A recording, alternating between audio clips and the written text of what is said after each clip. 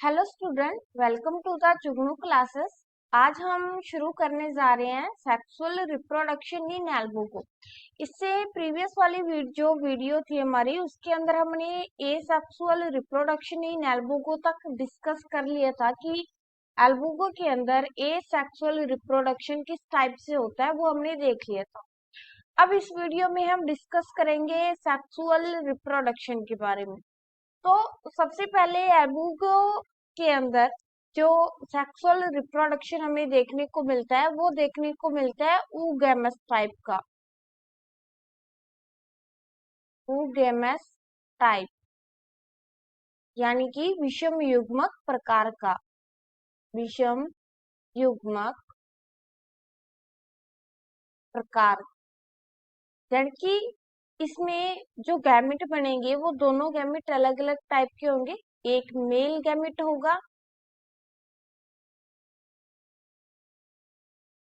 नर युग्मक, और दूसरा जो है वो फीमेल गैमेट होगा। फीमेल गैमेट यानी कि मादा गैमेट या मादा युग्मक। मेल गैमेट का यहाँ पे जो फॉर्मेशन होता है वो होता है एंथ्रीडियम के थ्रू।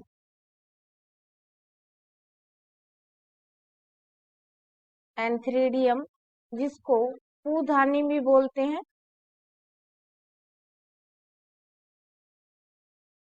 और वहीं पे जो फीमेल गैमेट है, फीमेल गैमेट का फॉर्मेशन होता है वो गोनियम में।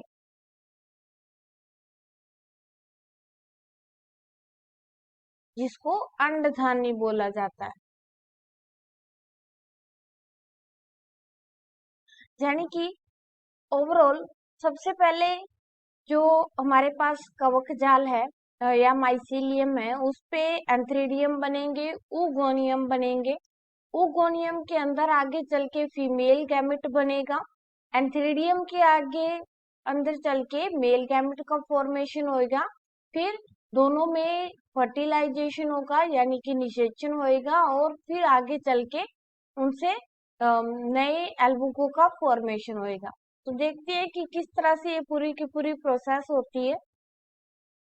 तो सबसे पहले हम डिस्कस करने वाले हैं ऊगोनियम के बारे में, अंडथानी के बारे में, कि ऊगोनियम कैसे बनता है, कैसे उसका फॉर्मेशन होता है। ऊगोनियम के अंदर जो फीमेल गैमेट है यानी कि एग है, वो कैसे बनता है, इसके बारे में हम डिस्कस करने वाले हैं। तो सबसे पहले मान लीजिए कि ये वाला हमारा कवक तंतु है या माइसीलियम है, जो कि ग्रो कर रहा है। ये इसमें न्यूक्लियस प्रेजेंट है इस तरह से। तो इसमें हमें क्या देखने को मिलता है कि जो ऊगोनियम होता है, वहां पे यहाँ पे जो माइसीलियम है, इसी की एक ब्रांच थोड़ी सी फूल जाती है, साइज में बड़ी हो जाती है। इस तरह से स्ट्रक्चर हम बोल सकते हैं कि डेवलप करती है इस तरह से। और इसके अंदर बहुत सारे न्यूक्लियस जो है वो जाके इकट्ठा हो जाते हैं इस तरह। ये जो बड़े साइज की गोलाकार स्ट्रक्चर बनी है, इसके अंदर बहुत सारे न्यूक्लियस जाके इकट्ठा हो जाते हैं। न्यूक्लियस के साथ साथ में इसके अंदर जो साइटोप्लाज्म है वो भी स्टोर हो जाता है। ये साइटोप्लाज्म है जो कि इसमें आ चुका है। तो ये जो फूला हुआ पोर्शन हमें दिखाई दे रहा है, इसी को हम बोलते हैं ऊगोनियम, यानी कि अंडधानी।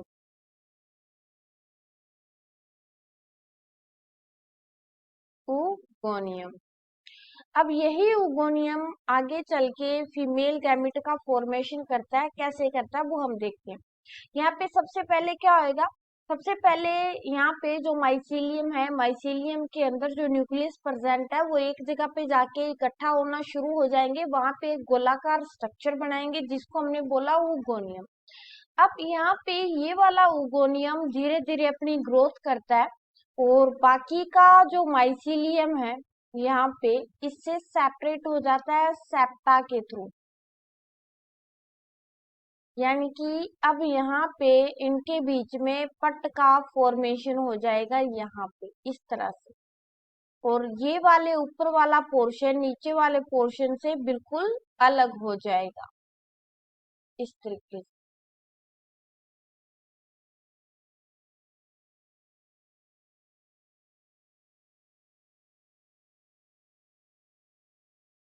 ये पहले वाली जो फेज है ये वाला ये शीशु है, मींस जब पूरी तरह से डेवलप नहीं हुई है ऊगोनियम उस कंडीशन में है। और ये वाली जो कंडीशन है जिसमें पूरे के पूरे सेप्टा बन चुके हैं और साइटोप्लाज्म भी प्रेजेंट है, ये बाद की कंडीशन है जब ऊगोनियम मैच्योर होना शुरू हो चुका है। अब इस ऊगोनियम के अंदर क्या होता है, अब इस ऊगोनियम के अंदर जितना भी न्यूक्लियस प्रेजेंट है या हम बोल सकते हैं कि साइटोप्लाज्म प्रेजेंट है और साथ में इसी के अंदर छोटी छोटी वैक्यूल भी प्रेजेंट होती है रिक्तिका।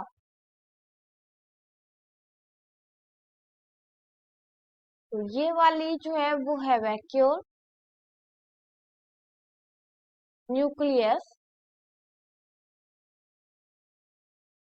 और ये है साइटोप्लाज्म साइटोप्लाज्म। अब हमें आगे देखने को क्या मिलता है कि जैसे जैसे ऊगोनियम डेवलप होती जाती है इसके अंदर का जो साइटोप्लाज्म है वो टू पार्ट्स में डिवाइड होना शुरू हो जाता है इस तरह।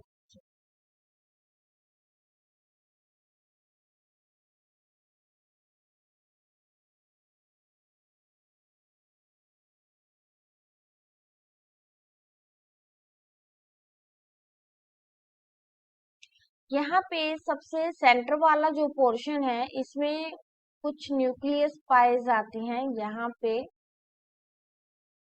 इस तरीके से। ये वाला बिल्कुल जो सेंटर वाला पोर्शन है इसको हम बोलते हैं ऊ प्लाज्म। ऊ प्लाज्म या डिम्ब द्रव्य। डिम्ब द्रव्य और इसके चारों तरफ जो किनारे हैं या पेरिफेरल रीजन है वहां पे जो न्यूक्लियस प्रेजेंट है जिसको हम अलग कलर से ड्रॉ करते हैं यहाँ पे इस तरीके से।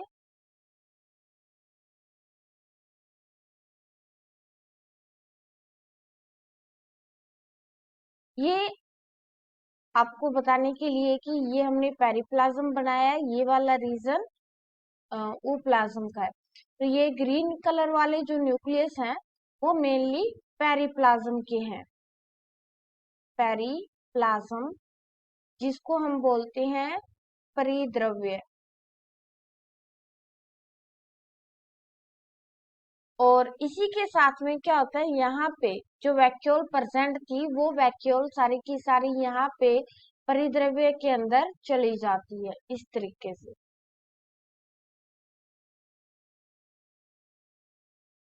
और धीरे धीरे ऊप्लाज्म और पेरिप्लाज्म इन दोनों के बीच में एक मेम्ब्रेन का फॉर्मेशन होता है इस तरीके से।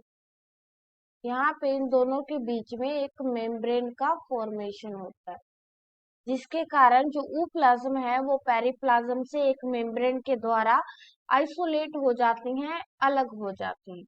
उसके बाद में हमें क्या देखने को मिलता है, यहाँ पे देखने को मिलता है कि यहाँ पे ओ प्लाज्म के अंदर इतने सारे न्यूक्लियस हैं लेकिन बाद में हमें क्या देखने को मिलता है कि इस ओ प्लाज्म के अंदर जितने भी न्यूक्लियस हैं उन सारे न्यूक्लियस में से एक न्यूक्लियस को छोड़ के, कितने न्यूक्लियस को, वन न्यूक्लियस को, वन न्यूक्लियस को छोड़ के बाकी के सारे न्यूक्लियस जो है वो या तो पेरिप्लाज्म में चले जाते हैं एक थ्योरी के अकॉर्डिंग तो, या फिर जितने भी सारे न्यूक्लियस हैं एक न्यूक्लियस को छोड़ के वो सारे के सारे न्यूक्लियस डिस्ट्रॉय हो जाते हैं इस तरह से। तो अब यहाँ पे ऊप्लाज्म के अंदर यहाँ वाली कंडीशन में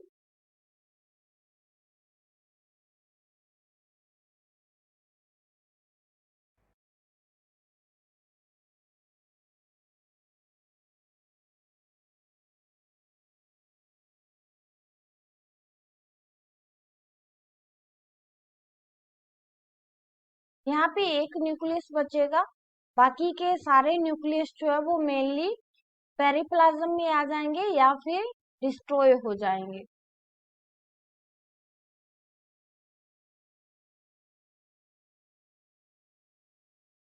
और ये वाला वैक्यूल प्रेजेंट है ही पेरिप्लाज्म रीजन में।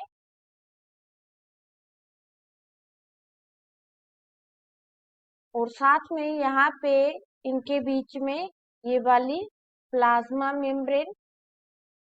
अब प्लाज्म वाला जो एरिया है उसमें सिर्फ और सिर्फ एक न्यूक्लियस है, और न्यूक्लियस के साथ में यहाँ पे साइटोप्लाज्म प्रेजेंट है इस तरह।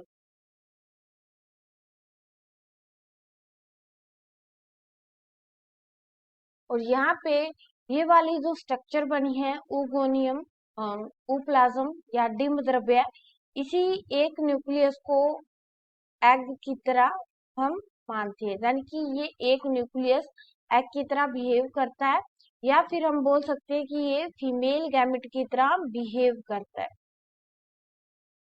फीमेल गैमेट की तरह बिहेव करता है। तो इस तरह से ऊगोनियम का डेवलपमेंट होता है। शुरू से देख लेते हैं क्या हुआ। स्टार्टिंग में ये हमारा माइसीलियम यानी कि कवक जाल, इसके एक सिरे पे ऊगोनियम धीरे धीरे डेवलप होना शुरू होती है। कैसे हुई, यहाँ पे जितने भी न्यूक्लियस वगैरह थे वो क्या हुए, न्यूक्लियस एक जगह पे जाके इकट्ठा होना शुरू हो गए हैं। साथ में उसके साथ में जो कवक जाल के अंदर जीव द्रव्य था वो भी जाके इकट्ठा हो गया, तो ये एक गोलाकार स्ट्रक्चर बना रहे हैं। अब इस गोलाकार स्ट्रक्चर के अंदर वैक्यूल का फॉर्मेशन भी होना स्टार्ट हो गया है। साथ में ये बाकी के पोर्शन के साथ में एक सेप्टा या पट के द्वारा अलग भी हो चुके हैं, जो कि आप इस डायग्राम में देख सकते हैं। उसके बाद में यहाँ पे जो न्यूक्लियस है, साइटोप्लाज्म है, वो डिवाइड होना शुरू हो चुका है। दो पार्ट्स में वो डिवाइड हो रहा है। फर्स्ट चीज जो कि सेंट्रल पोर्शन में है उसको हमने बोला प्लाज्म, और प्लाज्म के अंदर कोई भी वैक्यूल प्रेजेंट नहीं है। सेकंड जो पोर्शन है जिसको हमने बोला पेरिप्लाज्म, पेरिप्लाज्म के अंदर मेनली न्यूक्लियस भी है, न्यूक्लियस के साथ में वहां पे वैक्यूल भी प्रेजेंट है, साथ में साइटोप्लाज्म भी प्रेजेंट है। अब बाद में क्या होता है, बाद में प्लाज्म के अंदर जितने भी न्यूक्लियस प्रेजेंट है उन सारे न्यूक्लियस में से एक न्यूक्लियस को छोड़ के बाकी सारे न्यूक्लियस या तो डिस्ट्रॉय हो जाते हैं या फिर वो पेरिप्लाज्म वाले रीजन में एंटर कर जाते हैं, जिसके कारण प्लाज्म में बचा एक न्यूक्लियस एग की तरह या फीमेल गैमेट की तरह बिहेव करना शुरू कर देता है। तो इस तरह से ऊगोनियम का डेवलपमेंट जो है वो होता है। अब उसके बाद में हम देखते हैं, ये तो हो गया ऊगोनियम कैसे डेवलप होता है। उसके बाद में है कि एंथ्रेडियम कैसे डेवलप होता है। ऊगोनियम पढ़ लिया, फीमेल पोर्शन के बारे में। अब है कि मेल वाला पोर्शन जो है वो भी कैसे डेवलप होता है। तो प्लस देखते हैं क्या होता है कि मान लीजिए ये हमारा फीमेल वाला पोर्शन है जो कि डेवलप हो चुका है। इसी फीमेल वाले पोर्शन के पास में ही यहाँ पे एंथ्रीडियम या पूदानी का डेवलपमेंट होता है इस तरीके।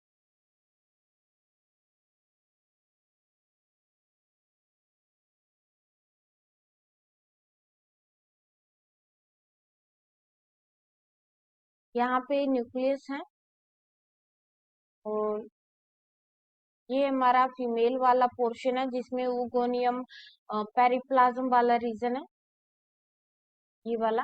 और यहाँ पे ये जो डेवलप हुआ है ये है मेनली एंथ्रीडियम यानी कि पूधानी। उपधानी का फॉर्मेशन जो होता है वो ऊगोनियम के बिल्कुल पास वाली जो ब्रांचेस होती है उसी पे ही होता है। इसमें भी क्या होता है, इसमें भी जो माइसीलियम है यानी कि कवकजाल है उसमें बहुत सारे न्यूक्लियस एक जगह पे इकट्ठा हो जाते हैं, साइटोप्लाज्म इकट्ठा हो जाता है, और वहीं पे गोलाकार स्ट्रक्चर का फॉर्मेशन होता है जो कि एंथ्रेडियम की तरह बिहेव करती है। बाद में ये एंथ्रेडियम क्या करती है, सेप्टा का फॉर्मेशन करती है।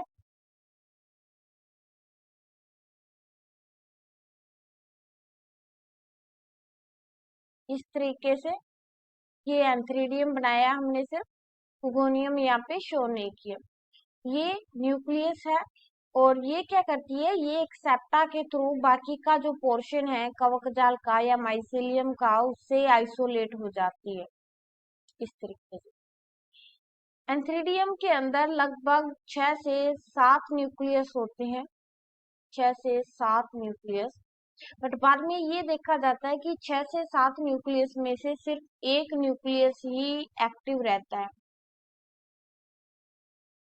1 न्यूक्लियस एक्टिव, और बाकी के जो न्यूक्लियस हैं वो डिस्ट्रॉय हो जाते हैं।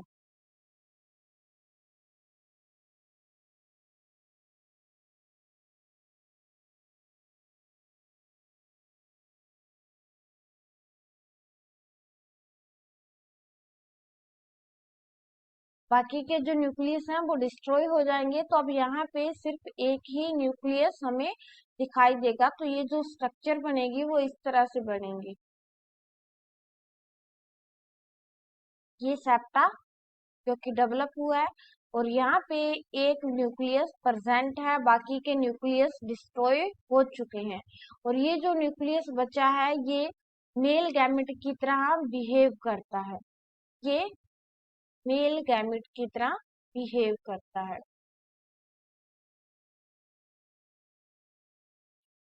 तो एंथ्रीडियम का डेवलपमेंट भी उसी तरीके से ही होता है, और ऊगोनियम के बिल्कुल पास में होता है, अंडधानी के बिल्कुल पास में होता है। अंडधानी के पास वाली जो ब्रांचेस है उसी पे एक गोलाकार स्ट्रक्चर का फॉर्मेशन होता है जिसमें न्यूक्लियस प्रेजेंट है, साइटोप्लाज्म प्रेजेंट है, और वो फूल के गोलाकार स्ट्रक्चर बनाती है। बाद में क्या होता है, जैसे जैसे मैचुरेशन होता जाता है, परिपक्व आता है, वैसे वैसे इनके बीच में सेप्टा का फॉर्मेशन हो जाता है। तो सेप्टा के फॉर्मेशन के थ्रू जो माइसीलियम है वो इससे अलग हो जाता है, यहाँ आप देख सकते हैं यहाँ पे। और उसके बाद में बाकी के जितने भी 6 से 7 न्यूक्लियस है उसमें से एक न्यूक्लियस को छोड़ के बाकी के सारे न्यूक्लियस डिस्ट्रॉय हो जाते हैं, और एक ही न्यूक्लियस जो है वो एक्टिव रहता है और वो बाद में मेल गैमेट की तरह बिहेव करता है। तो इस तरह से मेनली हम बोल सकते हैं कि एंथ्रीडियम का यहाँ पे डेवलपमेंट हो रहा है। अब उसके बाद में मेल का फॉर्मेशन हो गया, फीमेल का फॉर्मेशन हो गया। अब फर्टिलाइजेशन कैसे होता है, यानी कि निषेचन की प्रक्रिया जो है वो कैसे हो रही है, इसके बारे में हम डिस्कस करते हैं। फर्टिलाइजेशन,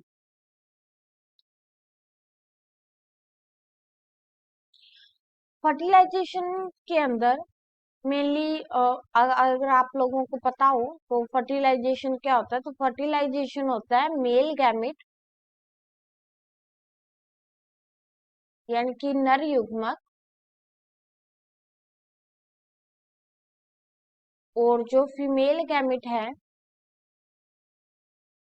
फीमेल गैमेट यानी कि मादा युग्मक, मादा युग्मक, ये दोनों आपस में फ्यूज करके, इनके जो न्यूक्लियस है वो आपस में फ्यूजन करके जाइगोट का फॉर्मेशन करते हैं, जिसको हम बोलते हैं युग्मनज। तो मेल एंड फीमेल गैमेट के थ्रू जाइगोट के फॉर्मेशन की जो प्रोसेस है उसी को हम बोलते हैं फर्टिलाइजेशन। तो यहाँ पे फर्टिलाइजेशन कैसे होता है इसको हम देखते हैं। सबसे पहले हम ऊगोनियम को ड्रॉ करते हैं यहाँ पे।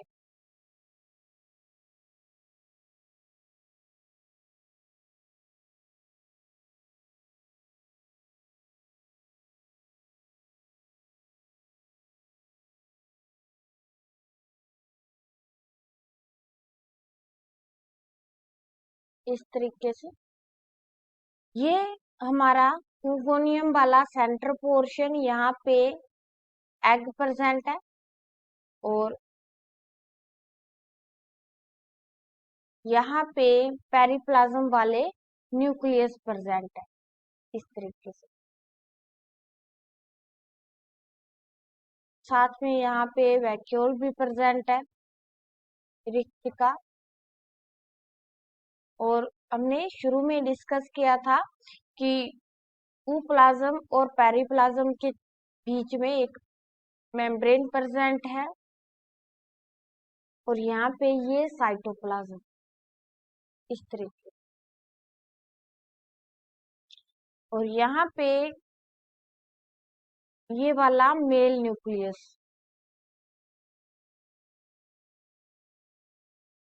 और ये इसमें प्रेजेंट साइटोप्लाज्म। अब क्या होता है कि अब सबसे पहले मेल एंड फीमेल यानी कि एंथ्रीडियम और ऊगोनियम जो है वो गैमीटेंजियल कांटेक्ट के थ्रू एक दूसरे के कांटेक्ट में आते हैं।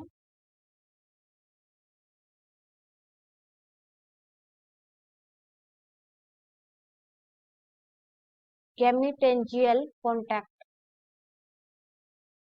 यानी कि युग्मक धानी संपर्क।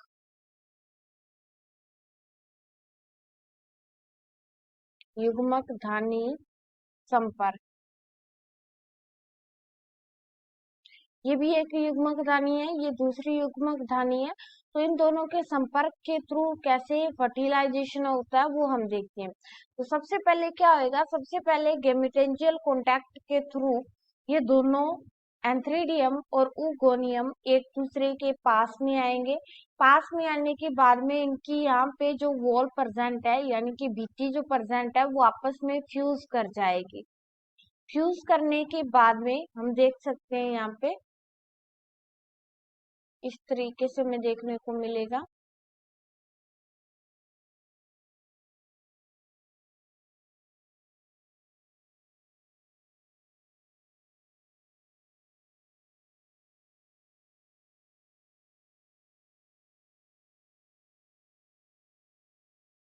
यहाँ पे आप देख सकते हो कि इनकी जो वॉल है वो आपस में फ्यूज कर चुकी है।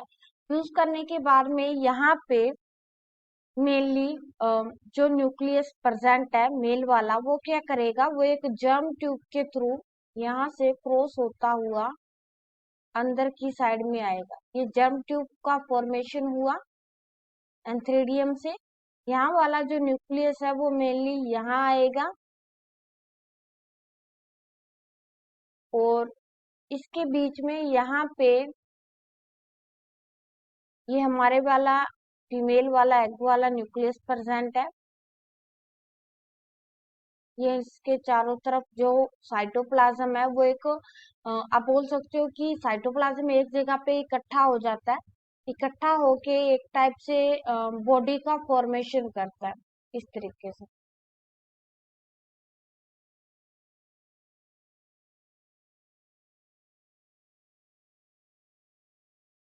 इस तरीके से।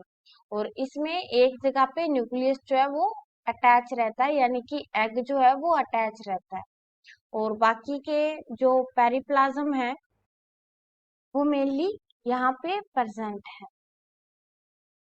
यहाँ पे ये सेप्टा प्रेजेंट है और ये बाकी के न्यूक्लियस प्रेजेंट।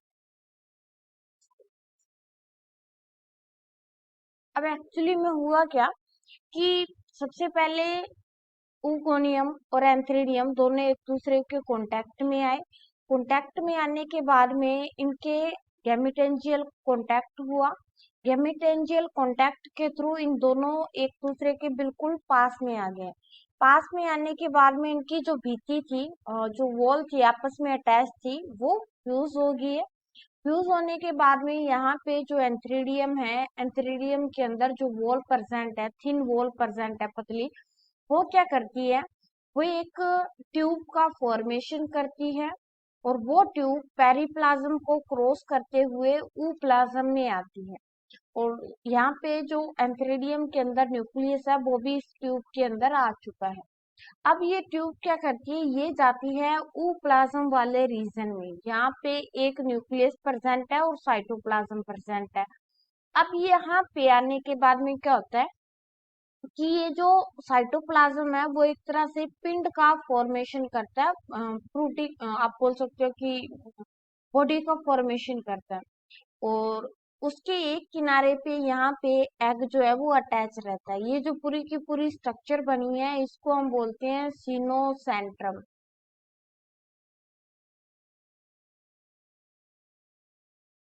तो यहाँ पे सीनोसेंट्रम का फॉर्मेशन होता है। सीनोसेंट्रम एक्चुअली में साइटोप्लाज्म का बना हुआ एक पिंड है जिसके एक सिरे पे एग जो है वो अटैच रहता है, इस तरीके से। अब क्या हुआ, अब जैसे ही ये ट्यूब इस एग के पास में पहुंचती है तो यहाँ पे आने के बाद में ये वाली ट्यूब जो है वो रैप्चर हो जाती है, फट जाती है यहाँ से। फटने के बाद में क्या होएगा, यहाँ पे ये जो एंथ्रीडियम वाला न्यूक्लियस है वो बाहर आ जाएगा। बाहर आने के बाद में ये एग इस मेल गैमेट के साथ में फ्यूज हो जाएगा।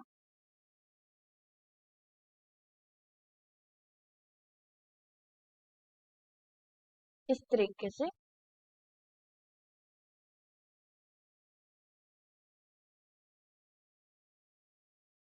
हम यहाँ पे सिर्फ oogoनियम दिखा रहे हैं अभी, क्योंकि जो मेल न्यूक्लियस है वो फीमेल बॉडी के अंदर एंटर कर चुका है, यानी कि oogoनियम में एंटर कर चुका है। तो हम मेल वाला डायग्राम एक बार ड्रॉ नहीं करेंगे। तो हम यहाँ पे ये शो कर रहे हैं, ये रहा मेल न्यूक्लियस, ये रहा फीमेल न्यूक्लियस। अब ये दोनों न्यूक्लियस क्या करेंगे, ये दोनों न्यूक्लियस आपस में फर्टिलाइजेशन करके जाइगोट का फॉर्मेशन करेंगे। इस तरह से जाइगोट बन गया। यहाँ पे एग वाला न्यूक्लियस है वो भी हैप्लॉइड था, यानी कि एन था, एगोनिक था। मेल वाला भी एन था, तो जाइगोट जो बनेगा वो बनेगा 2n। अब क्या होता है, अब इस जाइगोट के चारों तरफ लेयर का फॉर्मेशन होता है। ये जो जाइगोट बना है इसके चारों तरफ लेयर का फॉर्मेशन होएगा। तो यहाँ पे ये वाला मेल न्यूक्लियस और ये वाला फीमेल न्यूक्लियस यानी कि एग, ये दोनों ने जाइगोट का फॉर्मेशन कर दिया। अब इस जाइगोट के चारों तरफ एक मोटी वॉल का फॉर्मेशन होता है, थिक वॉल का फॉर्मेशन होता है यहाँ पे इस तरीके से। और एक इसके अंदर वाली साइड में भी वॉल बनती है इस तरीके से। तो हम बोल सकते हैं कि ये जो जाइगोट बना है इसके चारों साइड में दो वॉल का फॉर्मेशन होता है। इनर वाली साइड में जो वॉल बनती है वो थिन होती है, और आउटर साइड में जो वॉल का फॉर्मेशन होता है वो थिक होता है इस तरीके से। अब क्या होता है, अब यहाँ पे ये जो जाइगोट बना है 2n बना है, इसके अंदर डिवीजन होना शुरू होता है। तो इसमें सबसे पहला जो डिवीजन होता है वो होता है मियोसिस। एक मियोसिस डिवीजन के होने के बाद में वन मियोसिस डिवीजन, एक मियोसिस डिवीजन होने के बाद में बाकी के इसमें जो डिवीजन होते हैं वो माइटोटिक होते हैं। यानी कि पहला डिवीजन अर्धसूत्री होगा, उसके बाद में जो डिवीजन होंगे वो सारे के सारे समसूत्री होंगे। समसूत्री डिवीजन होने के बाद में यहाँ पर 32 न्यूक्लियस तक की स्टेज बनती है, यानी कि 32 न्यूक्लियस का फॉर्मेशन होता है। एक आप बोल सकते हो कि उस पोर के अंदर यहाँ पे जो फॉर्मेशन हुआ है जिसको हम जाइगोट बोलते हैं, इसको एल्बुको के केस में उस पोर बोला जाता है, या निशितांड, निशितांड, इस तरीके से। अब यहाँ पे ये जो 32 न्यूक्लियस बने हैं उस पोर के अंदर, ये सारे के सारे इनएक्टिव हो जाते हैं, यानी कि जो उस स्पोर है वो इनएक्टिव हो जाता है और रेस्टिंग पीरियड में चला जाता है।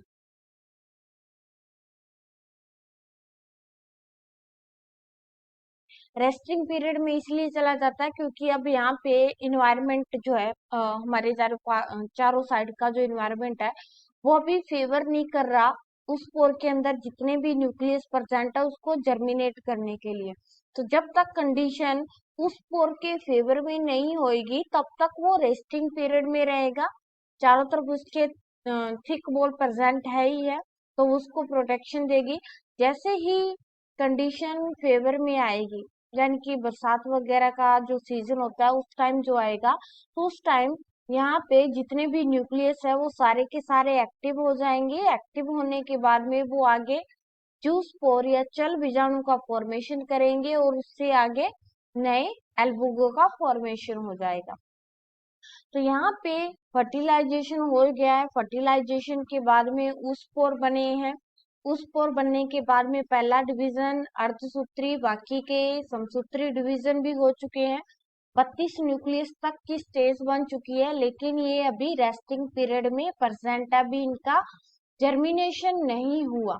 यहाँ पे जो 32 न्यूक्लियस प्रेजेंट है अभी तक उनका जर्मिनेशन नहीं हुआ। जर्मिनेशन कब होगा? जर्मिनेशन तब होगा जब यहाँ पे कंडीशन हमारे फेवर में होगी यानी कि एल्बुगो के फेवर में होएगी तब होएगा।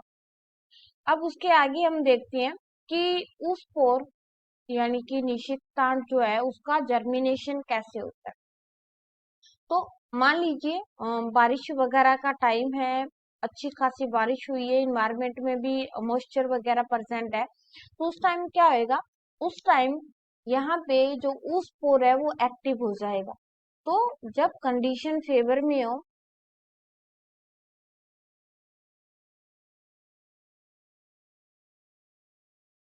तो उस टाइम क्या होएगा? उस टाइम उस पोर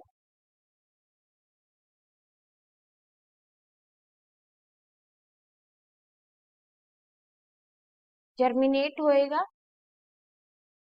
अब इसमें क्या होता है? उस पोर के अंदर हमने अभी देखा कि इसमें दो वॉल प्रेजेंट है यानी कि दो लेयर है और इसी के साथ में ही इसके अंदर लगभग 32 न्यूक्लियस भी प्रेजेंट है। अब क्या होता है? अब जैसे ही कंडीशन फेवर में होती है तो उस पोर के अंदर जो 32 न्यूक्लियस प्रेजेंट है वो डिवीजन करना शुरू कर देते हैं। फिर से डिवीजन करते हैं और डिवीजन करने के बाद में अपने नंबर को इंक्रीज कर लेते हैं, ज्यादा नंबर बना लेते हैं। अब मान लीजिए ये हमारा उस पोर है इस तरीके से और ये इसके चारों तरफ जो थिक वॉल है वो प्रेजेंट है इस तरीके से। अब साथ में इसमें यहाँ पे क्या प्रेजेंट है? 32 न्यूक्लियस जो कि डिवीजन करके और भी ज्यादा हो चुके हैं। तो ये सारे के सारे न्यूक्लियस प्रेजेंट है और न्यूक्लियस के साथ में यहाँ पे मेनली साइटोप्लाज्म भी प्रेजेंट है बहुत सारा। तो अब जैसे हमने एसेक्सुअल रिप्रोडक्शन में पढ़ा था कि साइटोप्लाज्म जो होता है वो एक एक न्यूक्लियस को लेके एक अलग से स्ट्रक्चर बनाना शुरू कर देता है, वैसे ही यहाँ पे हमें देखने को मिलता है कि यहाँ पे इस तरीके से साइटोप्लाज्म और न्यूक्लियस अलग अलग स्ट्रक्चर बनाना शुरू कर देते हैं इस तरीके से कि थोड़ा सा साइटोप्लाज्म और एक न्यूक्लियस इस तरह।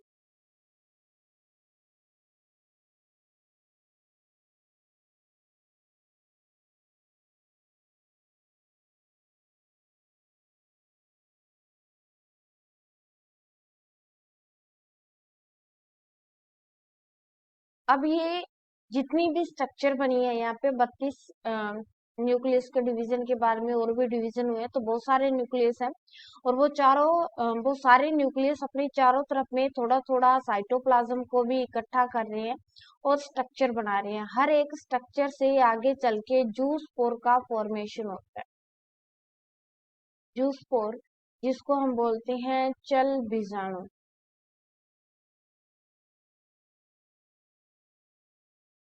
और यहाँ पे हर एक जूस पोर यहाँ पे अलग से हम ड्रॉ कर लेते हैं। ये जो डेवलप हुआ है जिसमें एक न्यूक्लियस प्रेजेंट है, और न्यूक्लियस के साथ में यहाँ पे साइटोप्लाज्म भी प्रेजेंट है इकट्ठा हुआ, वो अपने साथ दो फ्लैजिला को डेवलप करता है इस तरीके से। तो यहाँ पे इसके अंदर जितनी भी ऐसी स्ट्रक्चर दिखाई दे रही है वो सारी की सारी बाइफ्लैजिलेट न्यूक्लियस में चेंज हो जाती है। बाइफ्लैजिलेट जूस स्पोर में हम बोल सकते हैं।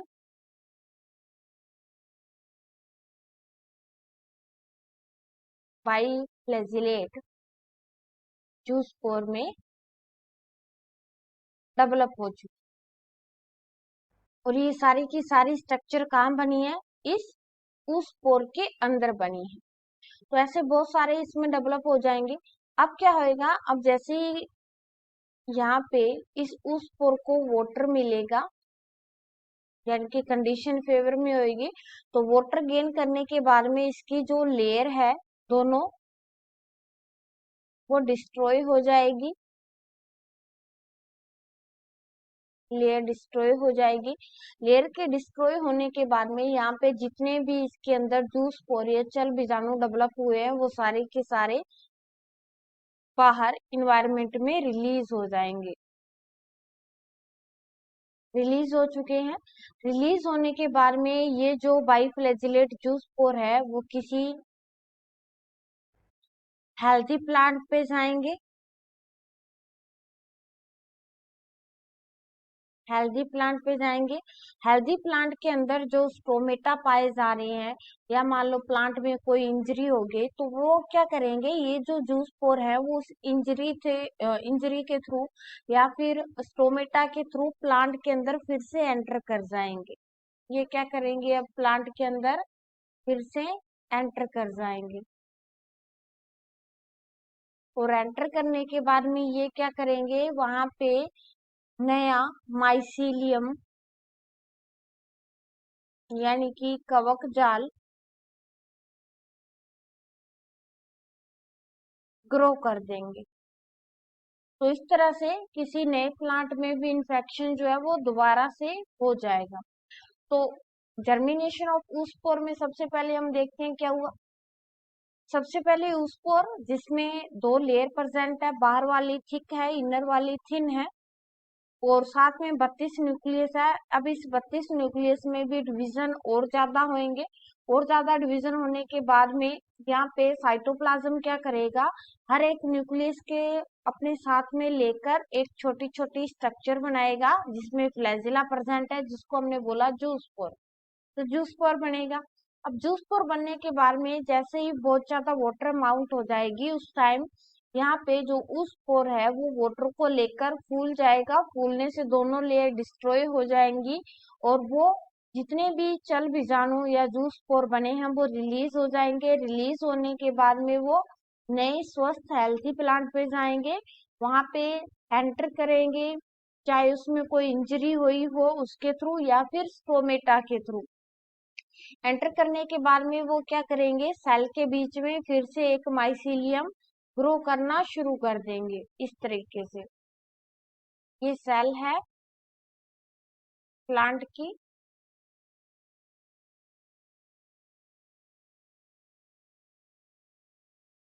ये वाली एपिडर्मिस लेयर है, और जो माइसीलियम है वो इस तरीके से यहाँ पे ग्रो करना शुरू कर जाएगा फिर से।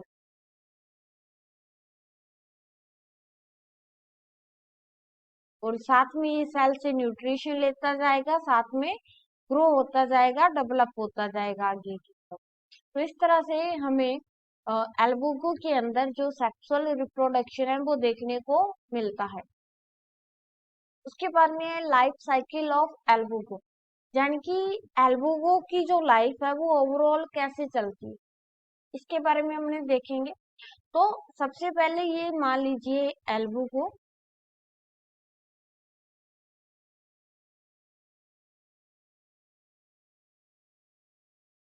तो एल्बुगो के अंदर याद कीजिए हमने जब एसेक्सुअल रिप्रोडक्शन देखा था को कोनिडिया के थ्रू देखा था और कोनिडिया या स्पोरेंजिया के थ्रू देखा था। तो सबसे पहले यहाँ पे क्या होंगे, कोनिडिया बनने के लिए सबसे पहले किसका फॉर्मेशन होना जरूरी है, कोनिडियोफोर का, कोनिडियोफोर का फॉर्मेशन होएगा या स्पोरेंजियोफोर का, स्पोरेंजियोफोर का। अब मान लो कोनिडियोफोर और स्पोरेंजियोफोर के बाद में क्या बनेगा, या तो कोनिडिया या स्पोरेंजिया।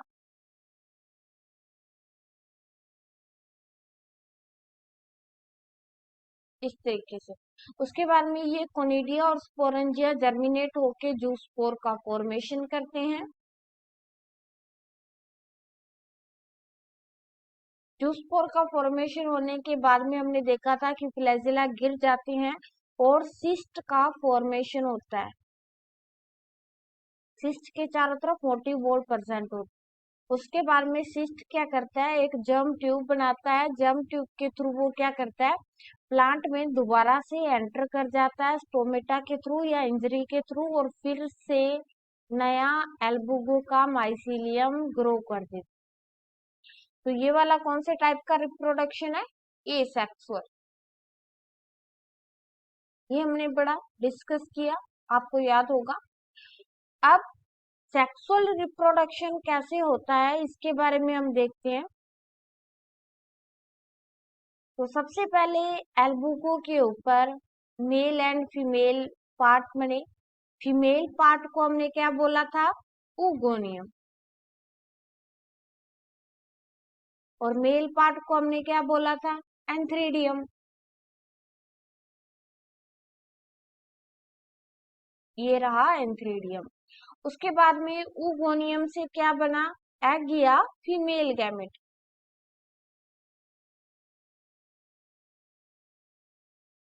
Female gamete. और एंथ्रीडियम से क्या बना था, मेल गैमेट।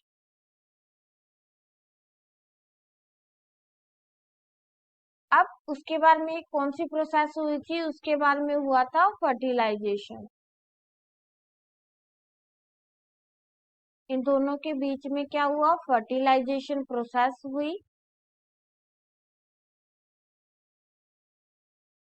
फर्टिलाइजेशन के बाद में क्या बना था हमारा, oospore।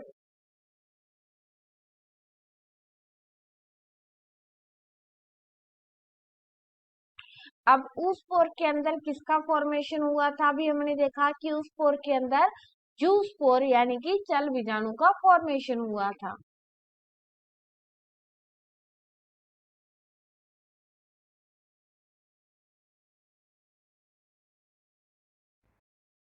और यहाँ पे जो जूस्पोर है उसने बाद में क्या किया था, जर्मिनेशन करके यानी कि अंकुरण करके,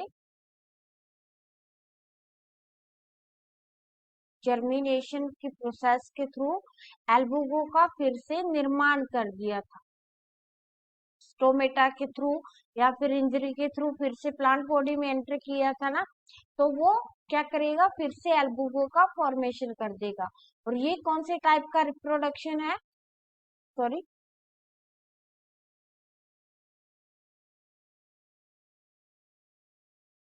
सेक्सुअल टाइप का रिप्रोडक्शन। तो इस तरह से एल्बुगो के अंदर सेक्सुअल रिप्रोडक्शन जो होता है वो हमें देखने को मिलता है। हमारे चैनल को सब्सक्राइब कीजिए, लाइक कीजिए, अगर आपको वीडियो पसंद आई हो तो कमेंट कीजिए, और अगर आपको कुछ पॉइंट कहीं पे ना समझ में आया हो तो आप कमेंट करके पूछ सकते हो कि जो भी आपको समझ में नहीं आया हो वो आप पूछ सकते हो। Thank you.